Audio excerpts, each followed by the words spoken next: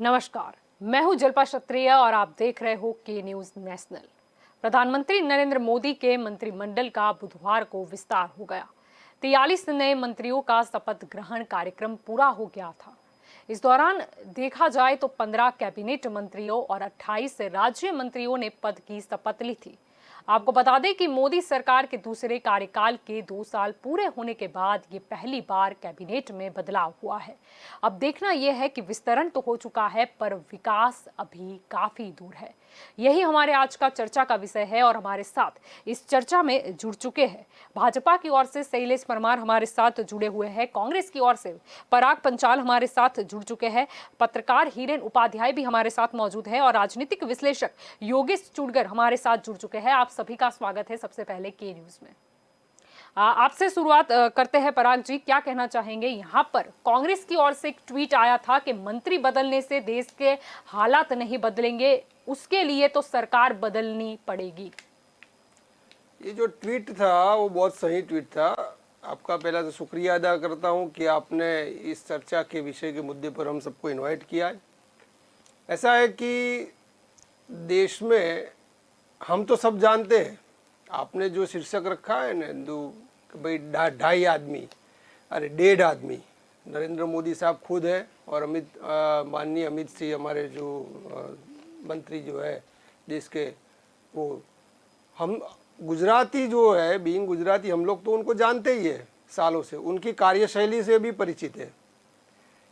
तो इनकी जो कार्यशैली है वो ये है, गुजरात से ये है कि ये डेमोक्रेसी तो है लेकिन ये ब्यूरोक्रेटिक डेमोक्रेसी है।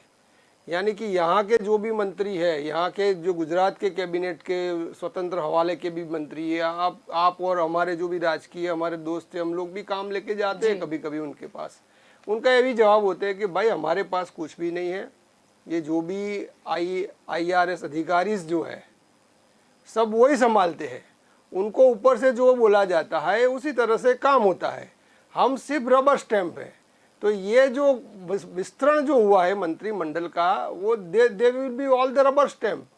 इनको डिटेक्ट कौन करेगा कि इनको NSA डोभाल साहब करेंगे, चीफ सेक्रेटरी करेंगे, 2 4 5 उनके जो मंत्री जो है PMO के, सारी फाइलें उनके पास जाएगी, ये उन्हीं को डिक्टेट करेंगे, चाहे वो नाणा मंत्री हो। हाँ, 2-3 मंत्रियों को आप छोड़ दिए, राजनाथ सिंह को छोड़ दिए, गडकरी साहब को छोड़ दीजिए, ये 3-4 मंत्री जो ऐसे हैं कैबिनेट कक्षा के कि जिसको इतना टच आप नहीं कर सकते। बाकी जितने भी मंत्रीगण हैं पूरे देश के, आज जो 77 लोग मंत्रीगण में हैं, राज्यसभा के हो गए, अंदर कैबिनेट हो गए, वो लोग सिर्फ रबर स्टैंप है। यहाँ सिर्फ मोदी साहब की चलती है और अमित शाह साहब की चलती है। जी, आपकी ओर आना चाहूंगी शैलेश जी। विस्तारण तो हो चुका है लेकिन विकास की राह काफी दूर है। हाँ जी जी शैलेश, हाँ जी, क्या मैं लगता है ये विस्तारण तो हो चुका है? विस्तरण हो चुका है। ये जो मंत्रिमंडल का विस्तरण होता है वो एक प्रक्रिया होती है। वो हर साल 2-3 साल के बाद जी, या पर 2.5 साल अभी के ही बाद ये क्यों आई? विस्तरण, अभी अभी जब या ये फिर जो ये हालत लोग है ना, सही में बहुत ही खराब हो चुके थे इसीलिए मंत्रिमंडल का विस्तारण करना पड़ा? मंत्रिमंडल का विस्तरण एक प्रोसीजर है, लिए भी जाते हैं, छोड़े भी जाते हैं। ऐसे कोई मंत्री को कैबिनेट कक्षा भी दी जाती है, किसी को राज्य कक्षा, स्टेट कक्षा का भी हवाला दिया जाता है। मगर ये जो विस्तरण है, कैबिनेट का विस्तरण है, वो एक प्रक्रिया है। जब भी किया होता, अभी अगर कोरोना में किया लेकिन होता तो ये नरेंद्र लोग मोदी बोलते जी ने कि तो सबकी कोरोना है फिर समीक्षा भी की ये थी, विस्तरण किया। सबका जो अभी कार्य किया है रहा था और तो उसके आधार पर पॉइंट दिए गए और उसमें से जो जो फेल हो गए मंत्री, उनकी कुर्सी छीन ली गई। मंत्री कोई फेल नहीं हुए हैं, ये प्रक्रिया होती है। क्या किसी बात कर रहे स्टेट हो? का हम जो आरोग्य मंत्री से शुरुआत करते हैं। शैलेश जी, डॉक्टर हर्षवर्धन, क्या कहना चाहोगे? प्रक्रिया होती है। क्या कहना चाहोगे हाँ, डॉक्टर हर्षवर्धन? अगर वो आरोग्य में अच्छा काम करते तो क्या उनकी बदली होती? कुछ ऐसे भी मंत्री हैं जिनको प्रमोशन दिया गया है, तो अच्छा काम किया होता तो वो उस लिस्ट में शामिल होते।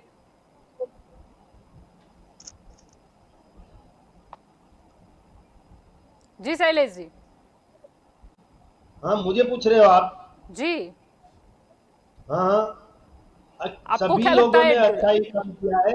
नहीं, सभी लोगों ने अच्छा ही काम किया है। किसी की जवाबदारी यहाँ से हटा के दूसरी जगह जवाबदारी दी जाती है, किसी को यानी कि वो जवाबदारी जो नहीं मिली है जिम्मेदारी उसको सौंपी गई थी अलग से उसमें विफल जवाबदारी रहे, दी है। इसका सीधा सीधा नहीं, अर्थ कोई यही मंत्री निकलता है विफल नहीं शैलेश जी। रहे हैं, कोई सरकार में कोई मंत्री विफल भी नहीं रहे हैं। तो सरकार में सभी लोग अच्छी तरह काम करते हैं, और ये भारतीय जनता पार्टी और नरेंद्र भाई मोदी कोरोना की काल में अगुवाई हमने वाली ये देखा है सरकार है, हमारी स्वास्थ्य इनमें की सभी सुविधा जगह किस से अच्छा काम तरह की किया थी। अरे मैं इनका जवाब दूं, एक्चुअली क्या है, रविशंकर प्रसाद, हाँ, रविशंकर प्रसाद वो आदमी है 2014 में जब मोदी जी का भाषण हुआ था तब वो रो पड़े थे, और वहीं से उन्होंने मंत्री पद शोभा है, बहुत सारा काम किया है, आज उसको निकाला गया है। जी प्रकाश जावड़ेकर माहिती प्रसारण जो था जिनके पास, आज उनकी जगह अनुराग ठाकुर को बिठा दिया गया है, और रविशंकर प्रसाद किरण रिजिजू को दिया गया है उनका खाता। पता नहीं कि वो लोग इतना जानते हैं नहीं जानते जी हैं। जी कहने का मतलब ये है कि ये कुल मिला के जो विस्तरण किया गया ये एक शतरंज की बिछात है। जी गुजरात में से 5+2 7 लिए गए, यूपी में से 7 लिए गए, क्योंकि गुजरात में अगले साल चुनाव नवंबर आने में वाले इलेक्शन है, हैं। यूपी के अंदर भी उसके पहले इलेक्शन आ रहा है।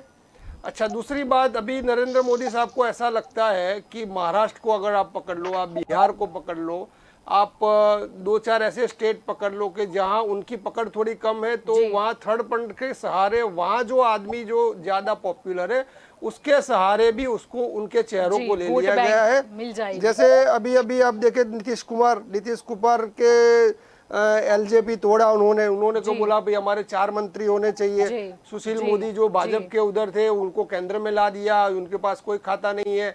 अभी सुशील कुमार मोदी चाहे तो पूरे बीजेपी को वहाँ तोड़ सकते हैं बिहार में, तो उनके 4 मंत्री बना दिए गए। महाराष्ट्र में अगर इलेक्शन के पहले 2024 के पहले अगर महाराष्ट्र में शिवसेना अलग नहीं हुई तो उसके हिसाब से महाराष्ट्र में से वो मंत्री बनाए गए शिवसेना के। हाँ, नारायण राठवा को बनाया गया, मराठवाड़ा से उनको बनाया गया है, क्योंकि वहाँ शिवसेना की सीट्स ज्यादा है। जी। तो ये कोई जी, बहुत सोच समझ के विस्तरण किया हाँ, गया। ये कोई एनालिसिस वगैरह सब बातें हैं, लोगों को उल्लू बनाने की बातें हैं। बात इसके पीछे है, कुछ भी करके 2024 में अब जो जादू जो है ना, पहले जैसा रहा नहीं अभी जी साहब का। बिल्कुल। योगेश जी, आपकी और आना चाहूंगी, क्या कहना चाहोगे? विस्तरण तो हो चुका है, अब विकास कब, जो हालत देश के खराब हुए हैं वो कब सुधरेंगे? ये कैबिनेट का विस्तरण जो हुआ है वो एक स्वाभाविक प्रक्रिया है। मोदी साहब ने विस्तरण किया, ये बात नई नहीं है। 1947 से मैं तो देख रहा हूं कि बार बार ऐसे विस्तरण होते थे, और उसमें पॉलिटिकल व्यू भी होता था, प्रशासनिक व्यू भी होता था। वो इस तरह से होता है, या 2 मंत्री जो ठीक से काम नहीं करते उसके बदले किसी और को भी लाया जाता है, या तो ये मंत्री की जरूरत संगठन में है तो उनको वहां भेजा जाता है। आपको याद दिलाऊं, पुराने समय की कामराज योजना एक लाई गई थी, जिसमें कुछ ऐसा पॉलिटिकल ही था, लेकिन कोई अच्छे अच्छे मंत्री थे उनको संगठन में डाल दिया, मोरारजी भाई वगैरह वगैरह, कितने भी नाम है। तो ये कोई किसी के काम करने की पद्धति से इसके ऊपर आधार नहीं रखता है। लेकिन आज जो मोदी साहब ने मंत्रिमंडल का विस्तरण किया है, इसमें मुझे कुछ कमियां तो दिखाई दी है कि कई लोग अच्छे थे, जैसे कि भाई ने बताया कि रविशंकर प्रसाद को बताया गया, लेकिन रविशंकर प्रसाद ने अच्छा काम किया है। वो भारतीय जनता पार्टी के आधार स्तंभ थे। वैसे प्रकाश जावड़ेकर की बात करो तो वो भी ऐसे आधार स्तंभ थे, लेकिन कुछ न कुछ कारण होगा, वो मोदी साहब को मालूम होगा। लेकिन मैं रविशंकर प्रसाद के पास जो आईटी डिपार्टमेंट था, उसमें ट्विटर के साथ, इसके साथ, ये सोशल मीडिया के साथ कुछ न कुछ ऐसा हुआ कि कुछ अच्छे परिणाम नहीं आए, तो इसके लिए उसमें चेंज किया गया है। और वो जो जिसको दिया गया है अश्विनी वैष्णव, अच्छा, ये अश्विनी वैष्णव की मैं बात करूं उससे पहले मैं बताऊं कि ये नई जो कैबिनेट बनाई गई है उसमें 7 सिविल सर्वेंट्स है जो कि एडमिनिस्ट्रेशन के लिए बहुत अच्छे माने जाते हैं। 7 तो पीएचडी है, 6 डॉक्टर्स है, 5 इंजीनियर्स है, 3 एमबीए है, 13 एडवोकेट है और 68 ग्रेजुएट है। यानी ये जो मंत्रिमंडल में जो अभी परिवर्तन हुआ है, उससे उसके कारण मंत्रिमंडल कुछ पढ़े लिखे लोगों का, विद्वान लोगों का मंत्रिमंडल हो गया। इसमें जिन जिन को ये डिपार्टमेंट दिया गया है, कल रात को ये डिक्लेयर हुआ कौन जी कौन सा डिपार्टमेंट संभालेंगे। जी लेकिन उसमें मैं दो चार नाम दूं, उसके बदले पहले मैं ये अश्विनी कुमार की बात करूं। ये अश्विनी जी वैष्णव, वो इलेक्ट्रॉनिक्स एंड कम्युनिकेशन में डिग्री है उनकी और उसमें गोल्ड मेडलिस्ट थे। वो एमटेक आईआईटी से हुए, आईएएस है, एमबीए है, सीमेंस के वाइस प्रेसिडेंट थे, एमडी जी ट्रांसपोर्ट के थे और वो राज्यसभा में से आते हैं। तो ऐसे अच्छे पढ़े लिखे जानकार लोग को मंत्रिमंडल में लाना ये एक अच्छी बात है। और इनको जो डिपार्टमेंट दिया गया है वो आईटी भी है और उनको रेलवे भी दिया गया है। तो मेरे ख्याल से अभी रेलवे में कुछ न कुछ सुधार होंगे, जी कुछ अच्छे एडमिनिस्ट्रेटिव सुधार भी होंगे, उसमें पब्लिक को भी फायदा होगा।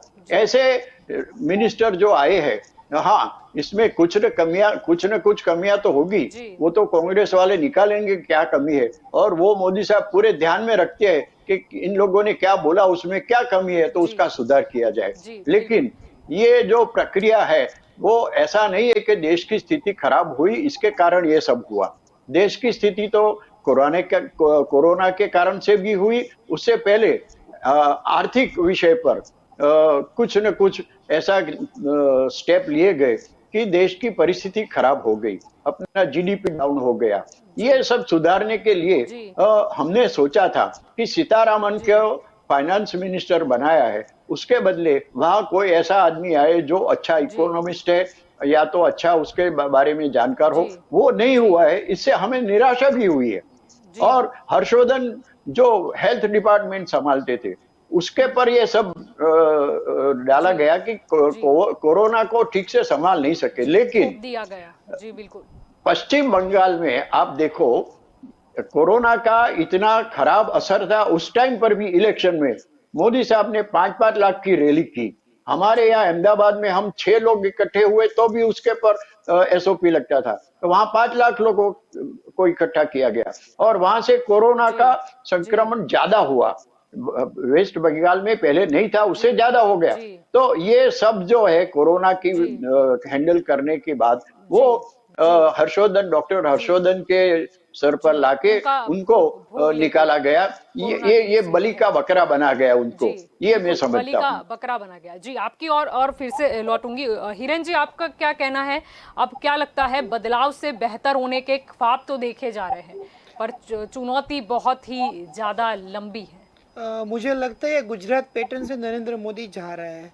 गुजरात पैटर्न में ये फर्क था कि यहाँ ब्यूरोक्रेट को साथ में रख के नरेंद्र मोदी पूरी सरकार चलाते थे। किस तरह से, जैसे काफ़ी सारे आईएएस थे जो अभी दिल्ली में है, वो नरेंद्र मोदी जी के नज़दीक में थे। वो पॉलिसी बनाते थे, नरेंद्र मोदी इम्प्लीमेंटेशन करते थे और मंत्री थप्पा लगाते थे। ये पैटर्न वहाँ जाके थोड़ी चेंज हुई।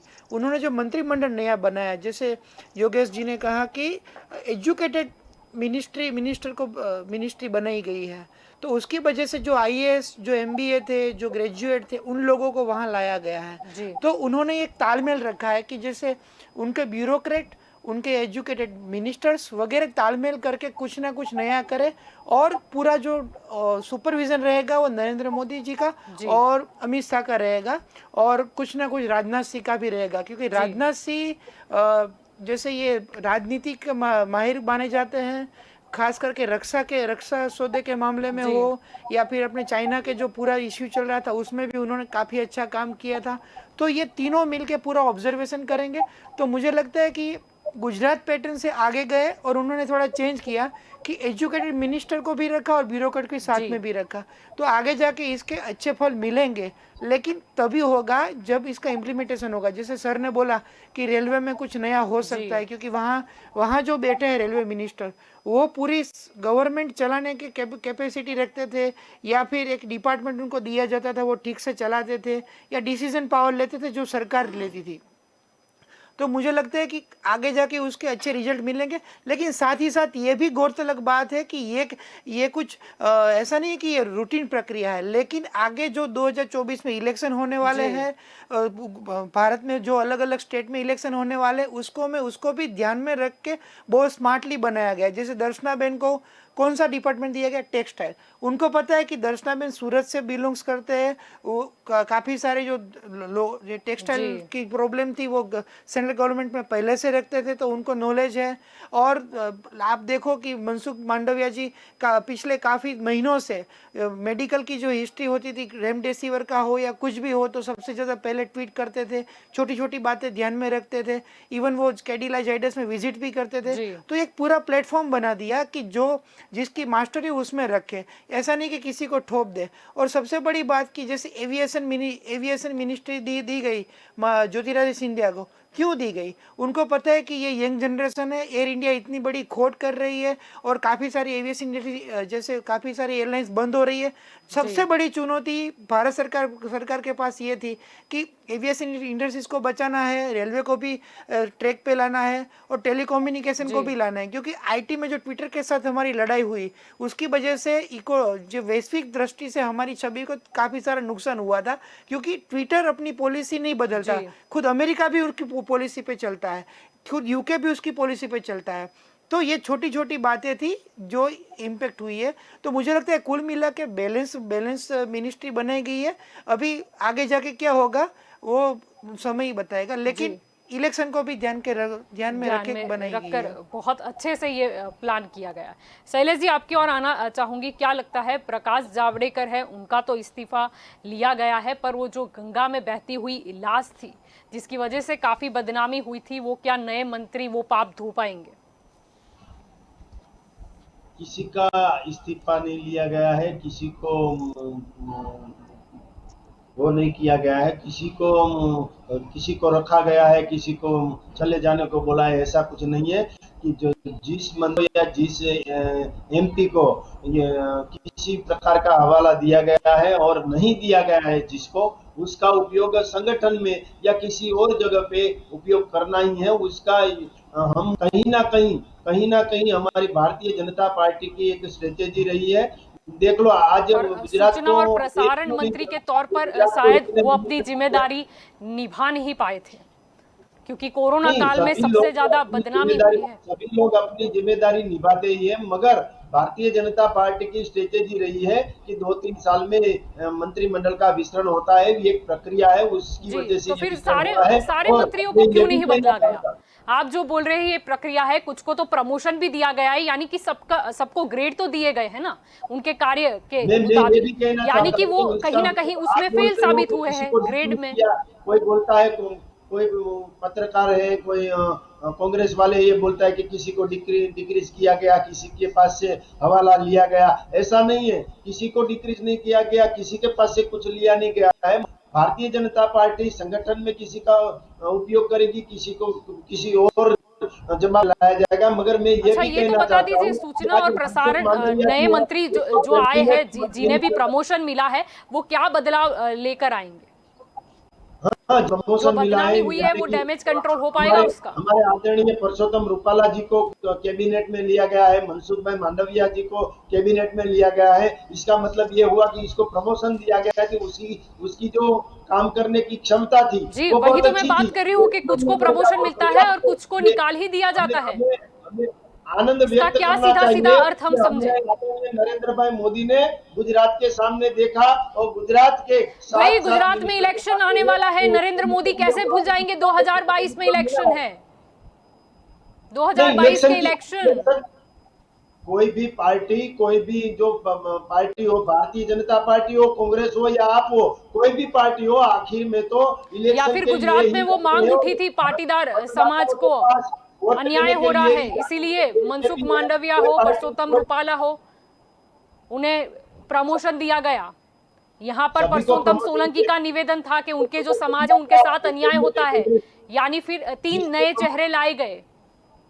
हाँ, यानी गुजरात की राजनीति को ध्यान में रखते हुए, गुजरात के चुनाव को ध्यान में रखते हुए यानी कि दर्शनाबेन जरदोश है, देवसी जी है, और जो नए जो मंत्रिमंडल में आए हैं उन सभी को भी मैं अभिनंदन देता हूं। और मुझे पूरा विश्वास है कि भारतीय जनता पार्टी का कार्यकर्ता हो, एमएलए हो, एमपी हो या कोई भी मिनिस्टर हो, भारतीय जनता पार्टी के संस्कार के आधार पर काम करते हैं। और नरेंद्र भाई यानी मोदी कि की जिन्हें अगुवाई निकाल दिया गया वो संस्कार पे काम नहीं करते थे। सरकार है, वो अच्छा काम करती है। और ये टीम नहीं बनाई है, वो भी अच्छी तरह टीम बनाई है, बैलेंस टीम बनाई है, सभी स्टेट से बैलेंस सभी टीम बनाई है, बिल्कुल ठीक कहा आपने। उत्तर प्रदेश में चुनाव आने वाले हैं, गुजरात में चुनाव आने वाले हैं, दूसरी भी काफी राज्यों में चुनाव आने वाले हैं, बहुत बैलेंस बनाई है, ये बात से तो मैं सहमत हूँ।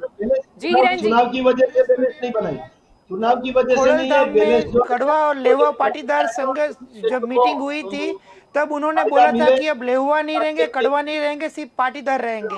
उसके बाद उनका स्टेटमेंट आया था कि भाजपा में पाटीदार को अन्याय हो रहा है और नितिन भाई के जो मिनिस्टर सीएम नहीं बनेंगे वो मुद्दा भी उठाया गया था।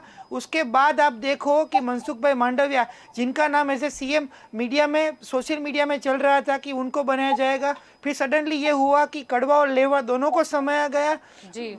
पुरुषोत्तम भाई रूपाला और मनसुख मांडविया को कैबिनेट का दर्जा दे दिया गया। और सबसे बड़ी बात, सूरत में जो डैमेज कंट्रोल हुआ उसकी वजह से भाजपा के कार्यकर्ता नाराज थे। क्यों हुआ सबसे ज्यादा डैमेज? सूरत में आम आदमी पार्टी घर कर गई, कांग्रेस वहां से पूरी साफ हो गई, और उसकी वजह से जो भाजपा के प्रदेश अध्यक्ष है CR पाटिल, कहीं ना कहीं उनकी छवि को नुकसान हो रहा था। तो दर्शनाबेन को ये सीट दी गई ताकि सूरत का प्रतिनिधित्व दिल्ली में हो सके। ये काफी सारे मुद्दे थे, उसकी वजह से गुजरात को ये हुआ है। और देवसी चौहान कहते आप बात करें तो उन्होंने अमूल को ड्यूरिंग द कोरोना टाइम मजबूत करने में काफी अच्छा काम किया था, उसकी वजह से उनको ये रिवॉर्ड मिला है। तो आप देखो कि छोटी छोटी बातें वो बहुत इंपॉर्टेंट है ना, आप देखो। और सबसे बड़ी बात, अमित शाह जी ने कौन सा डिपार्टमेंट रखा है? कोऑपरेशन डिपार्टमेंट, जो अभी नया हुआ है। हाँ, मिनिस्टर ऑफ कोऑपरेशन, बिकॉज उनको पता है नरेंद्र मोदी जी को कि पूरा जो देश की इकोनॉमी, देश का पॉलिटिकल चलता है वो सहकारी क्षेत्र में चलता है। तो उनको हाथ में लेने का जो पूरा एजेंडा था अभी यहीं से रोड मैप स्टार्ट हो रहा है। तो शैलेश भाई, ये सिंपल सी बात है कि ये रूटीन प्रक्रिया, लेकिन उसको पॉलिटिकल एजेंडे के साथ भी देखा जा सकता है, आप ये भी मानिए। जी, ऐसे सोचे समझे बिना तो शैलेश जी फैसले नहीं लिए जाते होंगे। नहीं, कोऑपरेटिव सेक्टर जो है वो नया बनाया है, उसके लिए भी तो अभिनंदन दिया जाना चाहिए। ये जो पहले जो था कोऑपरेटिव सेक्टर केंद्र में था ही नहीं, सहकार विभाग जो है वो स्टेटों में ही था, केंद्र में सहकार विभाग का कोई अस्तित्व नहीं था। कृषि के साथ सहकार को जोड़ा गया था, तो कृषि मंत्री जो होते थे वो सहकार मंत्री भी होते, और सहकार में कुछ ध्यान नहीं दिया जाता था केंद्र की सरकार में। इसीलिए सहकार में पूरा ध्यान दिया जाए, और जो हमारे किसान है और सहकारी प्रवृत्ति है उसमें भी बढ़ावा दिया जाए, और हमारे जो भारत के पूरे भारत की सहकारिता है उसका जो बैलेंस है वो बैलेंस रखने के लिए एक डिपार्टमेंट यानी कि सहकारिता विभाग यानी कि कोऑपरेटिव डिपार्टमेंट नया दिया गया है। उसके लिए भी मैं नरेंद्र भाई मोदी और अमित भाई शाह को अभिनंदन हूँ। और मैं ये भी कहना चाहता हूँ देश की जो राजनीति है उसमें 70% राजनीति सहकारी क्षेत्र से ही चलती है। आप गुजरात की राजनीति देख लो, विठल भाई रादड़िया थे तब से देख लो, एक बेसिक बात है कि विठल भाई रादड़िया भारतीय जनता पार्टी की स्ट्रेटेजी होती है, और सभी लोगों को और सभी स्टेटों को सभी प्रतिनिधित्व कैसे मिले वो प्रतिनिधित्व दिलाने के लिए ये प्रक्रिया होती है। और नरेंद्र भाई मोदी की जिस तरह सरकार चल रही है वे देश में डंका बजाया है। और क्या बात कर रहे हो, डंका बजाया है शैलेश जी? ये तो ज्यादा हो गया शैलेश जी, हमने तस्वीरें देखी है शैलेश जी, ये जो वो गिरा हुआ हाथी, हमेशा भारतीय वो जनता तस्वीर पार्टी देखी है हमने, क्या डंका बजा रहे हैं, उस पे ना जाए तो अच्छा रहेगा। हमेशा भारतीय जनता पार्टी वाले पहले हम पर ये आरोप लगाते थे कि हम लोग जातिवाद करते हैं, हम लोग धार्मिकवाद करते थे। आज क्या हुआ है आप देखिए ना, मंत्रिमंडल में मुस्लिम में से सिर्फ एक ही मंत्री रखा गया है, पूरे देश को ये मैसेज भेजा जा रहा है कि भाई हमको मुस्लिमों की वोट की जरूरत नहीं है। हालांकि यूपी में इलेक्शन जीतने के लिए मुस्लिम को मंत्री को लगा गया काम कि आप वोट के लिए क्या प्रमुख बोलते हैं डीएनए आरएसएस के जो प्रमुख है अचानक वो डीएनए मिलाने में लगे हुए हैं हिंदू मुस्लिम का। दूसरी बात एसटी के 8 मंत्री है, एससी के 12 है और ओबीसी के 27 मंत्री है। ठीक है, तो ये हमेशा जो हम पे आरोप लगाते थे ये क्या कर रहे हैं आज? ये जातिवाद तो ये भी समीकरण पहले ही रख रहे हैं पूरे इंडिया में 27 ओबीसी में, क्योंकि वो खुद ओबीसी में से आते हैं नरेंद्र भाई मोदी। और वही एक पूरे हिंदुस्तान के इतिहास में ऐसा सिर्फ अमित शाह ने पूरे लोकमंच में कहा था लोगों के बीच में, जनता के बीच में कि भाई ये हमारे जो प्रधानमंत्री है वो ओबीसी में से आते हैं, क्योंकि ओबीसी का जो इम्पैक्ट है पूरे इंडिया में यूपी गुजरात जैसे बड़े स्टेट में 50%, 52%, 55% पर जाता है। इसलिए तो ये कहना कि भाई सिर्फ कांग्रेसी जातिवाद की राजनीति, धार्मिक राजनीति, तो ये गलत बात है। जी बिल्कुल, चाहे भाजपा हो, कांग्रेस हो, किसी भी पक्ष हो, उसको ये सब बैलेंस करना ही पड़ता है, सोशल इंजीनियरिंग भी करना ही पड़ता है। जी योगेश जी, आप काफी देर से कुछ बोलना चाहते हो। मैं पराग भाई की बात को इस तरह से लेता हूं कि ये जातिवाद की बात आपने कांग्रेस का जो शासन था तब नहीं की थी। मुझे तो याद है 1985 में गुजरात में 16% ओबीसी का रिजर्वेशन देने का माधव सिंह सोलंकी ने किया था। भले उसके सामने आंदोलन हुआ, माधव सिंह भाई को जाना पड़ा, लेकिन ये जातिवाद और खाम थियरी वो कौन लाया था? तो जातिवाद से कांग्रेस कोई अलग नहीं है। और ये भारतीय जनता पार्टी और कांग्रेस दोनों राजकीय पार्टी है। ये लोग कोई भजन मंडली नहीं चला रहे, तो वो लोग पॉलिटिक्स तो डेफिनेटली देखेंगे। अभी जो विस्तरण हुआ उसमें पॉलिटिक्स तो डेफिनेटली है। 2022 और 23 में जो इलेक्शन आ रहे हैं उसको भी ध्यान में रखा जाता है। बाद में 24 भी आता है लोकसभा का इलेक्शन। इसलिए जो अभी विस्तरण हुआ उसमें गुजरात से लिए गए, यूपी से लिए गए, बिहार में वो पासवान का महाराष्ट्र, और एक बात तो ऐसी भी आई थी कि कभी शिवसेना भी आ रही है। ये सब पॉलिटिक्स तो होता है और इस तरह से विस्तरण होता है। 2 इसमें से लो, 2 इसमें से लो। वो अपना पार्टी करके जो थी उसको भी लिया गया जिसका कोई इंपॉर्टेंस नहीं है, लेकिन जब यूपी का इलेक्शन आएगा उसकी जरूरत पड़ेगी। तो इस तरह से ये विस्तरण हुआ है, वो तो मानना ही पड़ेगा, उसका कोई आकलन करना सवाल नहीं है। लेकिन जो समीकरण ये जो हुआ है वो बहुत ही बढ़िया है। जी समझ सकते हैं। तो अभी दंगल अभी योगेश जी मैं आपकी और फिर लौटूंगी। योगेश जी मैं आपकी और फिर लौटूंगी। वक्त हो चला है दंगल देशका में। अभी एक कॉमर्शियल ब्रेक के बाद हम फिर लौटेंगे और इस चर्चा को हम आगे बढ़ाएंगे।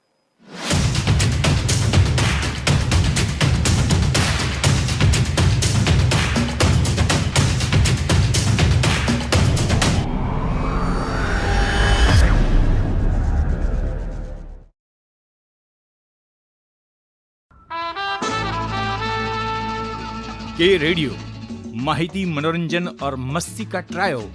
के रेडियो कहीं भी कभी भी, दिन हो मंगलमय से लेकर गुजरा हुआ जमाना तक का सफर। के रेडियो आप सुन रहे हो के रेडियो। जल्द शुरू हो रहा है के न्यूज की सुरीली भेंट। के रेडियो आप सुन रहे हो के रेडियो, कहीं भी कभी भी। आप हमें डाउनलोड कर सकते हैं। लाइक कीजिए, कमेंट कीजिए, सब्सक्राइब कीजिए और सुनिए के रेडियो कहीं भी कभी भी। मैं हूँ आपकी आरजे जल्पा। रे रे रे रे मारी सवार, ये गाना सुना ही होगा आपने। चलो सुबह हो गई, मस्ती की कश्ती, दिन का सफर सुहाना, एक शहर एक नजर, जनवाणी, सुनहरी दोपहरी, ये शाम मस्तानी, ढल गया दिन, नगमों की बारात, गुजरा हुआ जमाना, फिर वही रात है, मनोरंजन, माहिती और मस्ती के साथ। आप सुन रहे हो के रेडियो, कहीं भी कभी भी।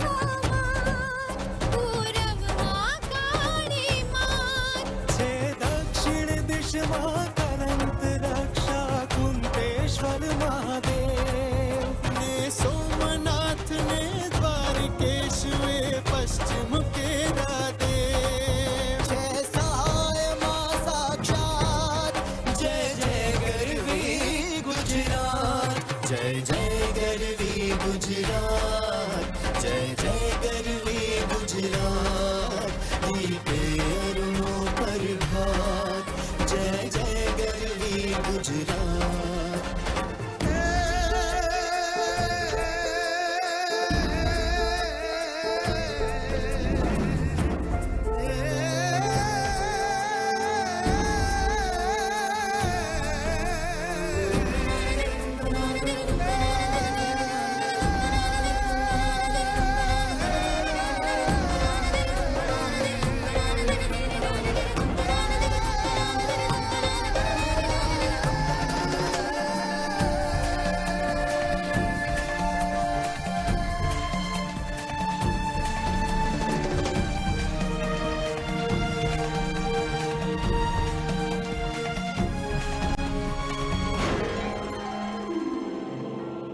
नदी तापी नर्मदा जाय महीने बीजी कण जाय बड़ी जोई सुभटना जुद्ध रमण ने रत्ना कर सागर पर्वत ऊपर थी वीर पूर्वजों दे आशीष जय कल संपे सोहे सौजात जय जय करवी गुजरात जय जय करवी गुजरात जय जय करवी गुजरात दीपे अरुणों पर भात जय जय करवी गुजरात ते अणहिलवाड नारंग ते सीतराज जे संग ते रंग थकी पण अधिक सरस रंग थशे सत्वरे मात शुभ शकुन दिशे मध्यान शोभशे वीती गई छे रात जन्मभूमि नर्मदा सात जय जय गरवी गुजरात जय जय गरवी गुजरात जय जय गरवी गुजरात दीपे अरुणों पर भात जय जय गरवी गुजरात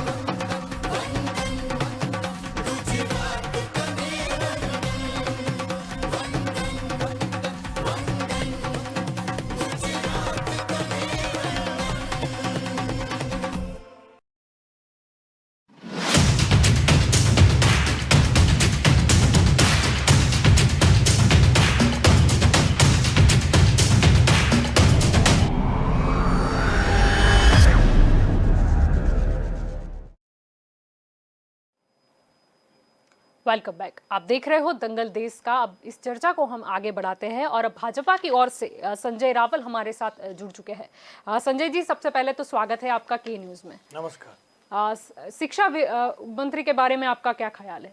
रमेश निशंक को क्यों निकाला गया? उनको ये निकाला गया ऐसा नहीं कहेंगे, बल्कि हेल्थ इश्यू के कारण उनकी जगह पर धर्मेंद्र प्रधान जी को, या फिर जो नई शिक्षा नीति लाई गई वो उसे बहुत अच्छे से प्रेजेंट नहीं कर पाए, कहीं एक कारण भी रहा? शिक्षा में तो मैं समझता हूँ कि 2019 से ये जो नया मंत्रिमंडल बना उसमें कोरोना काल के वजह से ऐसी कोई खास बात नहीं थी कि शिक्षा मंत्रालय में आमूल परिवर्तन करने की ज़रूरत पड़े। परिवर्तन तो तब हुआ था 2014 में, जब शिक्षा मंत्रालय को मानव संसाधन मंत्रालय से अलग किया गया, मतलब उसको शिक्षा मंत्रालय ऐसा नाम दिया गया। और वैसे देखा जाए तो शिक्षा मंत्रालय में तो वर्ल्ड रिकॉर्ड ये हुआ कि जब पिछली साल कोरोना काल में ऑफलाइन एजुकेशन लेना मुश्किल था, उस समय भी गुजरात में गुजकेट में 1,25,000 स्टूडेंट में से 1,07,000 स्टूडेंट ने एग्ज़ाम दी, वो भी ऑफलाइन, और एक भी विद्यार्थी संक्रमित नहीं हुआ। जी। ठीक उसी तरह से मैं शिक्षा मंत्रालय से जुड़ा 10वीं बोर्ड की बात करें, क्या ख्याल है आपका उसके बारे में? या फिर ओवरऑल हम भारत देश की बात करें तो ऑनलाइन एजुकेशन में फिर भी हम कहीं ना कहीं पिछड़े नजर आए। वैसे देखा जाए तो शिक्षा मंत्रालय में तो नई शिक्षा नीति दाखिल की जा रही है, और ये जो कक्षा 12वीं की और कक्षा 10 की एग्ज़ाम कैंसिल करके ये जो नया इवैल्यूएशन सिस्टम लाया गया है, वो नई शिक्षा नीति के आधार पर, जिसे सर्वग्राही मूल्यांकन ऐसा बोलते हैं, जी। उसका अमलीकरण किया गया है। जी। मैं यहाँ ये जो चर्चा सुन रहा हूँ, तो यहाँ मैं एक बात बताना चाहता हूँ जी। कि कुछ मंत्रालयों में बदलाव हुआ है, कुछ जी। प्रधानों को दूसरी जिम्मेदारी देने के लिए लाया गया है, कुछ लोगों को प्रमोशन दिया गया है। जी। लेकिन सबसे बड़ी बात यह है कि हम देख रहे थे कि कोरोना काल का जो ये 15 महीने का जो समय था, उस समय में जिन मंत्रियों ने कार्यभार संभाला था उन लोगों पर वर्कलोड बढ़ गया था, और विस्तार की ये जो नीति है वो तो हर सरकार में रहती है, लेकिन मैं ये गर्व के साथ बताना चाहता हूँ कि एक भी मंत्रालय में किसी भी मंत्री को करप्शन के आक्षेप यानी इल्जाम पर नहीं हटाया गया है। दूसरी बात ये है पर समीकरण भी तो चुनाव के सेट करने थे, या फिर कभी ये भी हो जाता है कि कोई मंत्री बहुत ही अच्छा काम कर दे तो भी वो आउट हो जाता है?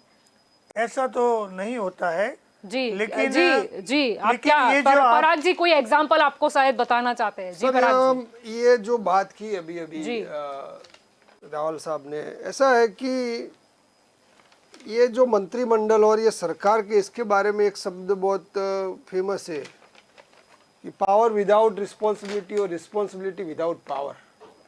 जिसके पास पावर है उसके पास रिस्पॉन्सिबिलिटी नहीं है, और जिसके पास रिस्पॉन्सिबिलिटी है, जो ब्यूरोक्रेट्स है, उसके पास पावर नहीं है। ऐसी परिस्थितियों से, क्योंकि ये जो इनकी जो मोंडेस ऑपरेंडी है, ये जो मॉडल है, वो गुजरात से जब वो सीएम थे तब से चलता है, आज से नहीं चलता है। इन्होंने बात की कि किसी को निकाला नहीं है, किसी को संगठन में लगा, ये लगा है। आपने पिछले इनके एनडीए 1 में टाइम के आप पे देखिए तो स्मृति ईरानी जो थे, अभी स्मृति ईरानी का एजुकेशन कितना होगा अभी साहब मुझे बताएंगे, 12वीं कक्षा के आसपास है सिर्फ, and she was become the HR minister, तो कोई मेल ही नहीं आता है।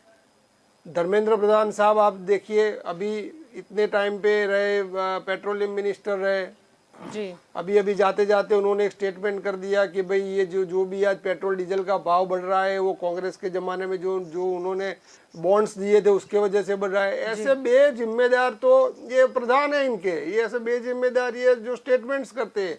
अभी वो दूसरे में गए, वो HR में गए हुए शिक्षा मंत्री को क्यों निकाला गया, आपको क्या लगता है? शिक्षा मंत्री आप देखिए कि आज इतने इतिहास के अंदर भाई चलो कोरोना काल है तो आप कोई दूसरा भी जुगाड़ लगा लेते, लेकिन आज आप सोचिए कि ये जो आपने सबको प्रमोशन दे दिया 10वीं 12वीं में अंदर, तो जो सही में जो पढ़ाई में जो अच्छा लड़का हो गए, जो अच्छे लड़के हो गए, जिन्होंने 12 महीने मेहनत की होगी पहले नंबर लाने के लिए, अपना भविष्य बनाने के लिए, उनके लिए क्या जुगाड़ करोगे? उन्होंने सर्वग्राही शिक्षा नाम तो दे दी, लेकिन वो कितनी सक्सेस है नहीं है अभी किसी को पता नहीं है।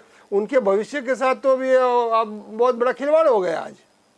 इस तरह से आप देखिए कि अभी अनुराग ठाकुर साहब को अभी बना गया है माहिती प्रसारण में, तो आपको हम सबको पता है कि वो स्टेट लेवल के नाणा मंत्री थे, पहले फाइनेंस में थे जी।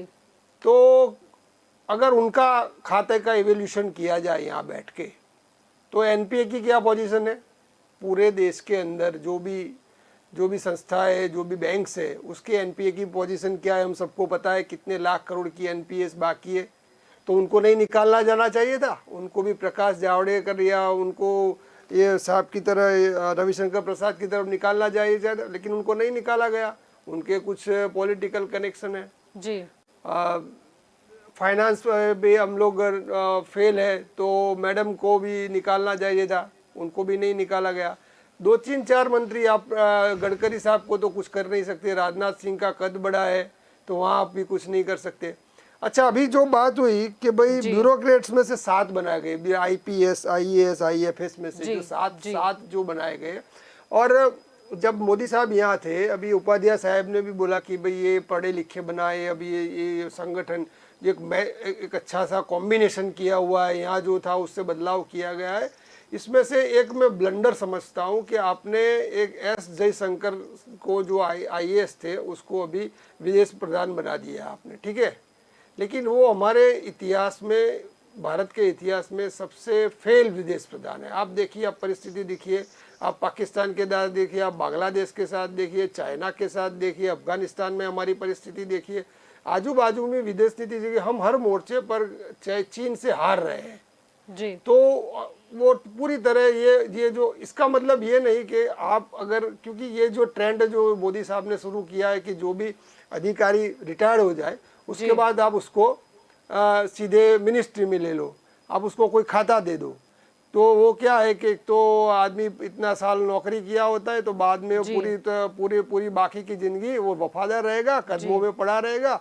लेकिन राजनीति और एक ऐसी चीज है, और देश की राजनीति जहाँ विदेश नीति भी आती है और दूसरे भी आते हैं, वहाँ अपनी सूझबूझ चाहिए आप, क्योंकि एक अधिकारी के एक माइंडसेट होता बन जाता है। सर जी, मनमोहन सिंह की बात अलग थी, वो वर्ल्ड बैंक के चेयरमैन रह चुके हैं हुए, और उन्होंने तो आप सबको पता है ना 2008 में पूरी दुनिया की फाइनेंस की हालत कितनी खराब थी, लेकिन हमको कोई भी आंच नहीं आने दी है, तो उसका एग्जाम्पल आप नहीं दिए। अब जो जिसका एग्जाम्पल देना चाहिए मैंने अभी दे दिया। पराग भाई, मैं आपका ध्यान खींचना चाहता हूँ। पराग भाई, नरसिंह राव जी ने मनमोहन सिंह को जब से लाए, वो सनदी अधिकारी थे, वो ब्यूरोक्रेट थे, उन्होंने आकर पूरे भारत का अर्थतंत्र सुधार दिया, वो एक बड़ी बात है। तो मैं तो आपकी बात से सहमत नहीं हूं कि ब्यूरोक्रेट को यहाँ नहीं लाना चाहिए। जो अच्छे ब्यूरोक्रेट है वो अच्छी तरह से काम कर से उसका लाभ लेना चाहिए। और अभी तक कांग्रेस ने क्या किया, उसमें कैसे लोग थे, कैसे थे।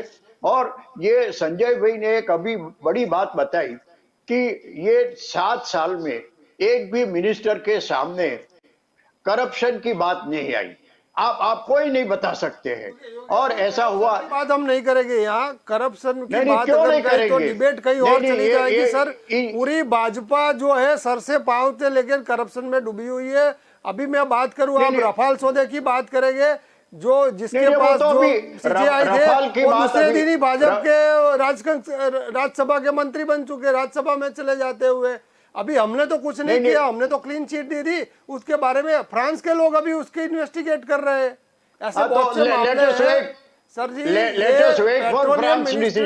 पेट्रोलियम से जो इनकम होती है, इतने साल के अंदर 20-22 लाख करोड़ की इनकम हुई है, वो पैसा जाता कहाँ है? वो पैसा अलग अलग प्रोजेक्ट्स में, इनके इंफ्रास्ट्रक्चर प्रोजेक्ट्स में लगता है। इंफ्रास्ट्रक्चर प्रोजेक्ट्स एक ऐसे प्रोजेक्ट्स होते हैं जिनमें आप तो करप्शन करना बहुत इजी हो जाता है, साबित करना मुश्किल हो जाता है, वही पैसा फॉरेन में जाते हैं। फिर ये अभी 2-3 खाते आपको बड़े कोई भी उद्योगपति जो है, ये अदानी जैसे, वो उनके खातों में से अचानक हजारों करोड़ों रुपये का इन्वेस्टमेंट होता है। आता कहाँ से पैसा है? किसका पैसा बाहर जाता है और आता है? वो कौन लोग है कि जो पैसा बाहर भेजते हैं? करप्शन की आप बात ही मत करो सर, वो बहुत ठीक है, मुद्दे पे आ जाते हैं। ठीक है योगेश जी, ठीक है, करने की बात मत जी ठीक है पराग जी, ठीक है योगेश जी, मुद्दे पे आ जाते हैं। आपको क्या लगता है कौन से बदलाव अब मंत्रियों को करने होंगे?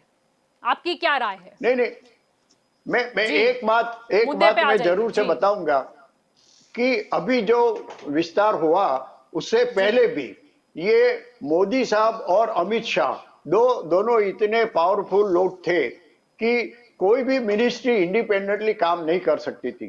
कोई भी मिनिस्टर कोई भी डिसीजन लेता था तो पीएमओ का सैंक्शन लेना पड़ता था, और ये हकीकत है। और आज के बाद भी ये नई मिनिस्ट्री में भी ऐसा ही होगा, कोई इंडिपेंडेंट डिसीजन नहीं ले सकेगा इतने। और ये बात आज की नई बात नहीं है, इंदिरा गांधी के समय पर भी ऐसा था। इंदिरा गांधी और ऐसा बोला जाता था कि पूरी मिनिस्ट्री में she is the only man. तो ये कोई नई बात नहीं है, लेकिन अभी मोदी साहब को पूछे बिना, अमित शाह को पूछे बिना कोई मिनिस्टर डिसीजन नहीं ले सकता है, ये हकीकत है। फिर भी काम अच्छा हो रहा है मोदी साहब का। मैं कोई पार्टी में से नहीं आता हूं, मैं तो तटस्थ विश्लेषक हूं, लेकिन मोदी साहब का जो विजन है उसको इम्प्लीमेंट करना ये मिनिस्टर को कहा जाता है। इसलिए मैं तो बताऊंगा कि ये जो मिनिस्ट्री अभी काम करेगी उसके बाद उसका रिजल्ट देखना दिया जाता है मंत्रियों को कि इस हिसाब से करना है, ये स्ट्रेटेजी रहेगी और आपको ऐसे चलना और है।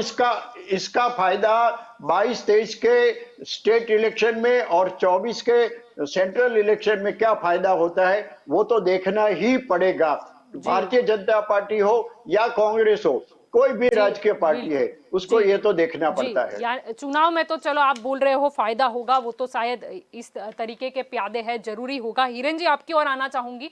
चलो चुनाव में तो भाजपा को फायदा हो जाएगा, जनता को क्या फायदा होगा? मैं उसी बात पे बोलना पेट्रोलियम चाहता मंत्री की था। बात करें, नए शिक्षा मंत्री, नए आरोग्य मंत्री या नए सूचना प्रसारण मंत्री की बात कर ले हम हम जब ग्राउंड लेवल पे घूमते हैं, ग्राउंड लेवल पे काम करते हैं तो पता चलता है कि लोगों की क्या हालत है। आज अहमदाबाद में योगेश भाई कम से कम 10 सुसाइड होते हैं।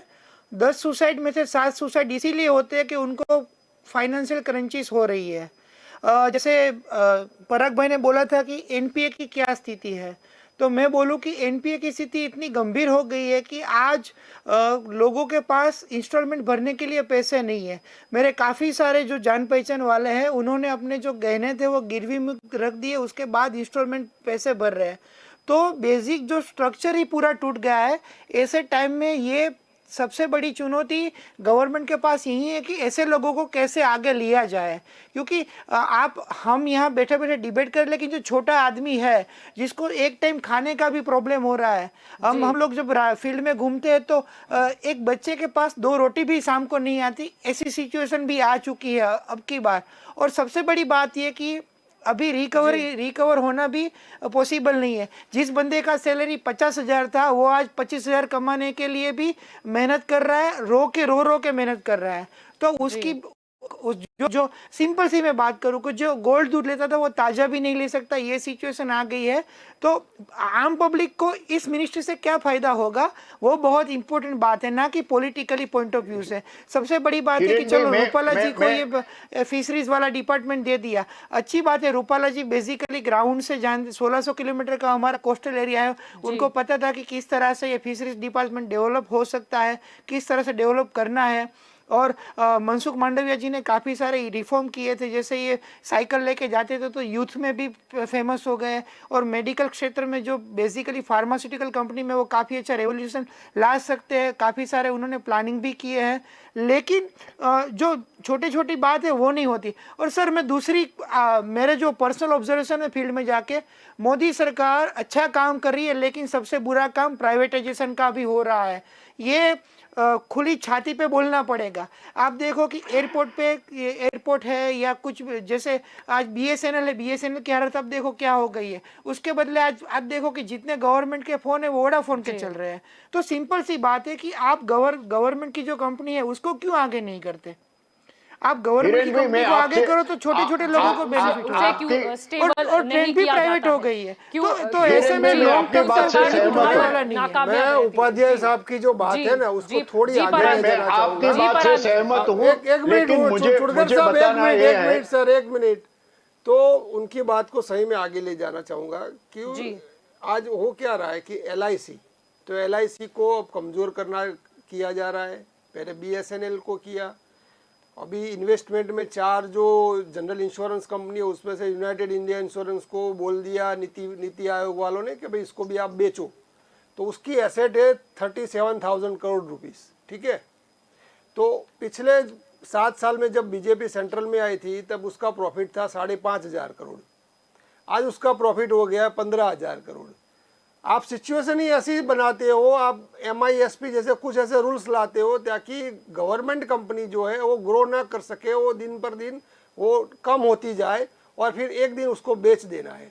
उसकी जो एसेट्स है, इतने सालों में जो एसेट बनाई है वो पानी के भाव में बिक जाए और उसके बदले यही लोगों को, यही राजनेताओं को कमीशन मिल जाए।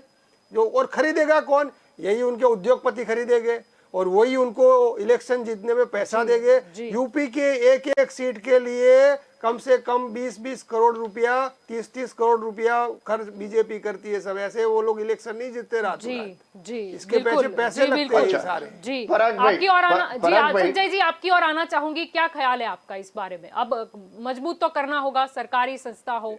जल्पा बेन, एक दो मिनट। जी जी मैं योगेश जी मैं पराग आपकी भाई और भी आऊंगी। संजय जी क्या कहना चाहोगे? यहाँ पर बहुत बड़ा स्टेटमेंट दिया गया है।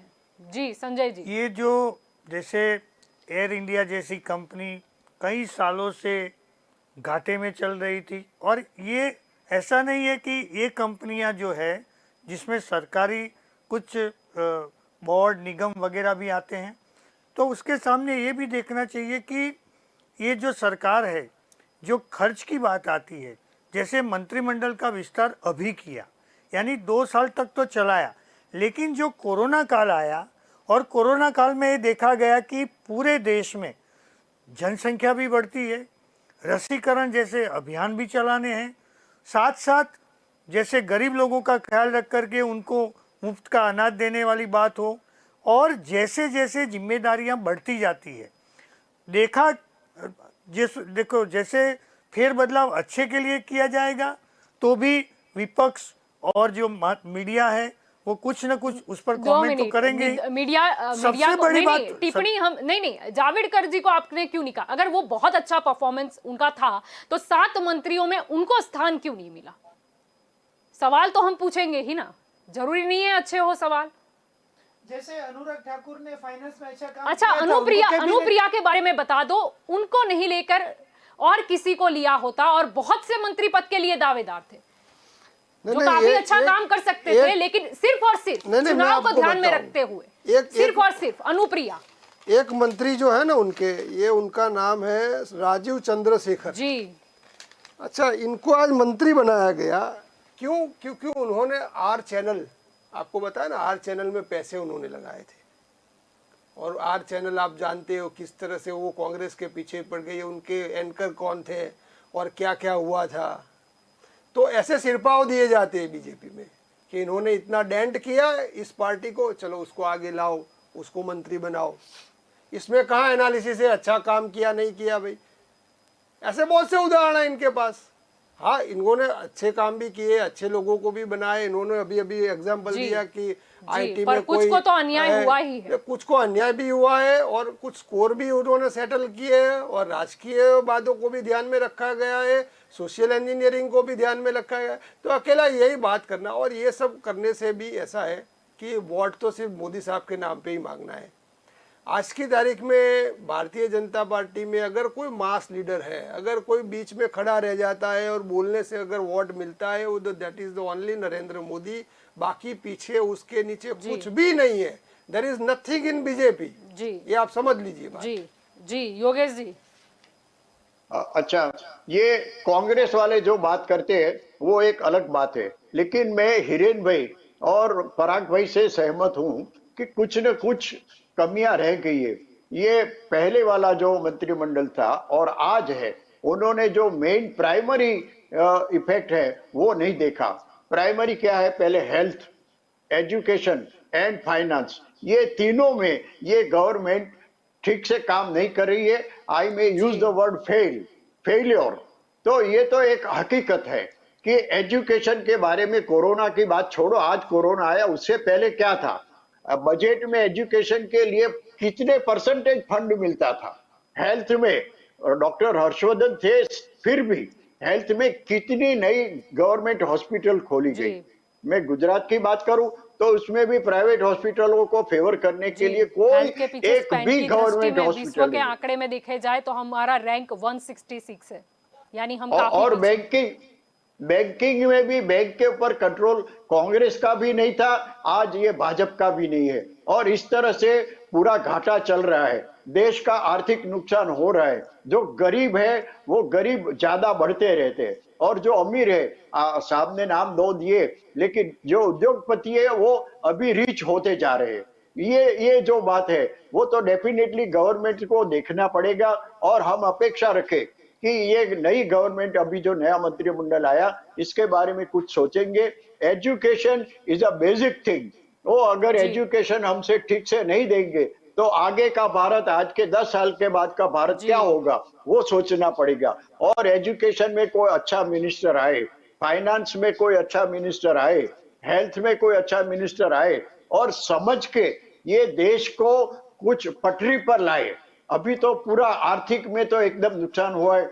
कितने लोग बेरोजगार हो गए, कितने इंडस्ट्रियलिस्ट जो पैसे वाले हो गए, और छोटे छोटे व्यापारी, वो साहब ने बताया गहने बेचने पड़े, और कई लोगों ने तो वो दुकान अपनी बंद करके लारी चलाना शुरू कर दिया। जी। ये परिस्थिति कोरोना के कारण भी हुई, उससे पहले भी ये थी।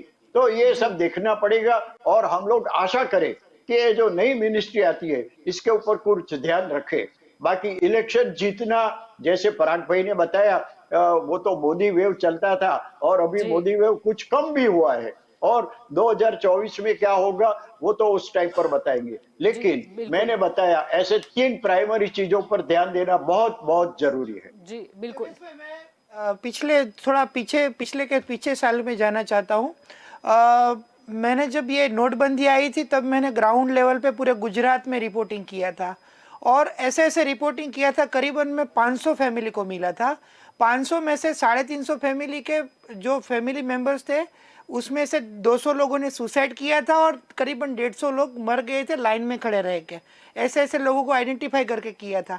और उसकी वजह से हुआ ये था कि ये जो पूरा माहौल बना था, इतना डर का माहौल बन गया था कि काफ़ी सारा इन्वेस्टमेंट भी रुक गया था ब्लैक मनी की वजह से, और काफ़ी सारा इश्यू हुआ था। उसके बाद जीएसटी आया, वन नेशन वन टैक्स, तो जीएसटी में भी करीबन 25% लेस हुआ। तो जो मीडिया इंडस्ट्रीज थी जिसमें एडवर्टाइजमेंट आता था, मैं अपनी बात करूँ तो उसमें इतना बड़ा ड्रॉबैक आया थी। काफ़ी सारे मीडिया वाले थे, उनकी सैलरी कट डाउन हो गई। काफ़ी सारे जो छोटे छोटे लोग थे उनकी सैलरी कट डाउन हो गई, और उसकी वजह से जो एडवर्टाइजमेंट का खर्चा था कंपनी ने कम कर दिया। तो ये जो ड्रॉबैक आए थे, जैसे आपने बोला ना कि अभी कोरोना तो एक बड़ा फटका लगा के चला गया, लेकिन तो छोटे छोटे स्ट्रोक लगे थे, उसकी वजह से ऑलरेडी कोलैप्स हो गया था। तो ये तीनों स्ट्रोक लगे, उसकी वजह से फिलहाल देश की इकोनॉमी को सबसे बड़ा नुकसान हुआ है। और उसमें जैसे मैं भी सूरत में रिपोर्टिंग किया था, सूरत जब यूपी में भी इलेक्शन चल रहा था तब सूरत का टेक्सटाइल इंडस्ट्रीज चला। क्यों चला पता है? क्योंकि पॉलिटिकल पार्टी वाले साड़ियाँ मंगवा रहे थे, उसके लिए चला। आम आदमी नहीं परचेज कर रहा था। जैसे इलेक्शन आएगा तो ये सबका बिजनेस चलेगा, अदरवाइज नहीं चलेगा। तो ये ट्रेंड बहुत डेंजर ट्रेंड है, आगे जाके उसमें बहुत ज़्यादा नुकसान होने वाला है। तो सबसे बड़ी बात यह है कि सब जो छोटा छोटा आदमी है उसकी लाइफस्टाइल ना सुधरे, लेकिन वो 2 टाइम अच्छा खा सके, एवरेज जो उसका इंस्टॉलमेंट है वो भर सके, वो जरूरी है। उसका बेटा अच्छे स्कूल में जा सके या प्राइवेट स्कूल की फीस दे सके, इतनी सिचुएशन लानी जरूरी है। जी बिल्कुल। आप सभी इस चर्चा में हमारे साथ जुड़े, इसीलिए आप सभी का शुक्रिया। तो दंगल देश का में आज हमने चर्चा की कि जिस हिसाब से विस्तरण हुआ है, विकास अभी काफी दूर है, चुनौती बहुत सारी है। एक तरफ महंगाई है, दूसरी तरफ वो कोरोना अभी गया नहीं है, और डिब्बे बदलने से कुछ नहीं होता अगर इंजन ही खराब हो। और ये भी मुद्दा है कि अगर कुछ भी किया जाए, लेकिन अगर उसका फॉलोअप नहीं लिया जाता, इम्प्लीमेंटेशन नहीं किया जाता, तो वो स्ट्रेटेजी सिर्फ और सिर्फ कागज पे ही नजर आती है। अब देखना यह होगा कि चलो विस्तरण तो हो चुका है, लेकिन विकास कब? तो दंगल देश का में अभी बस इतना ही। ज्यादा जानकारी के लिए आप जुड़े रहे के न्यूज़ के साथ। नमस्कार।